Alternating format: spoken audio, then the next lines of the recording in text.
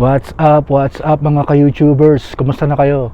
So this time pasyalan natin ang MacRitchie Reservoir Park dito sa Singapore, no? So marami tayong magagandang tanawin na makikita rito sa lugar na to, mga halaman, mga puno, at syempre itong waterways na actually isa yata itong dam or reservoir park na talaga namang pinipreserve ng Singapore. So enjoy the ride, no, sa video nito, at samahan nyo ako hanggang sa matapos. So thank you very much and panoorin na natin.